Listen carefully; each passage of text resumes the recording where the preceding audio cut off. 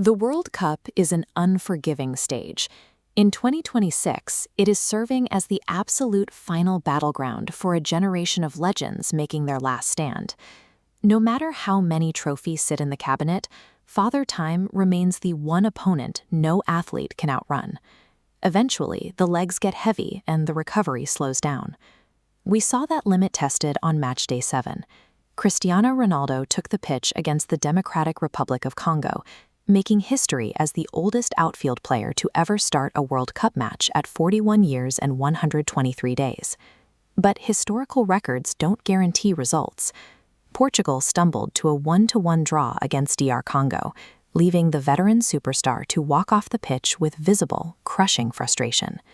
This match suggests a harsh new reality, that even the most decorated veterans may no longer have the physical capacity to keep pace with the modern game's tactical demands. The statistical weight of this decline is undeniable. Mapping Ronaldo's last 10 major tournament appearances, his goal contribution remains flat. Against DR Congo specifically, he finished with 0 shots on target and 25 touches, his second fewest in World Cup history. When a team relies on an aging focal point who can no longer find space, the entire offense begins to stall. Experience is being outworked by sheer mobility.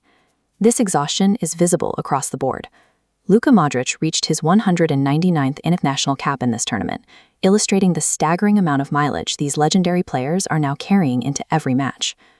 The data suggests that tactical knowledge alone is becoming insufficient to mask the physical limitations that come with a 20-year career. While the veterans are slowing down, the rising generation is finding a new gear. England provided the ultimate counterpoint to Portugal's struggles by defeating Croatia 4-2. It was a performance that echoed the past.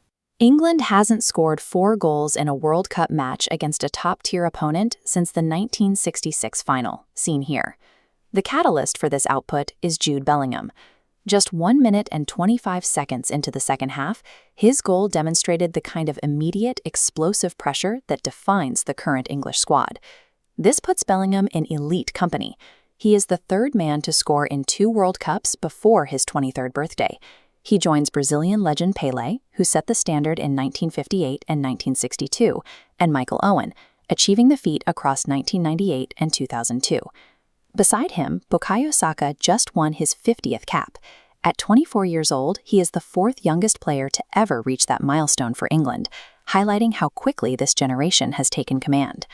This relentless speed and high pressing style are specifically designed to exploit the gaps left by teams that rely on a slower, more static veteran core. This shift is about more than just a few superstars. We are seeing a realignment of the global game, where historically overlooked nations are finding new ways to compete. For the Democratic Republic of Congo, holding a team like Portugal to a draw wasn't just a surprise. It was the first World Cup point in their nation's history. We see similar growth elsewhere. Uzbekistan recently became the 4th team in this tournament alone to score their first ever World Cup goal, matching a level of variety we haven't seen in 2 decades. These results suggest the gap between the elite and the emerging nations is narrowing. Traditional powerhouses can no longer rely on their historical reputation alone to easily navigate the early group stages. The 2026 World Cup is a definitive point of no return for the sport's tracking data. For many fans, it's difficult to watch. There is a natural urge to view these matches as a tragic conclusion for the icons who defined the sport for a generation. But the data tells a different story. As the mobility of the older guard trends downward, we see an aggressive spike in the effectiveness of youthful, high-velocity play. We are watching the birth of a more volatile and athletic style of football. This transition shouldn't be mourned. It is the arrival of a faster, more competitive tournament, where history is being made by those who can maintain the pace, regardless of their legacy.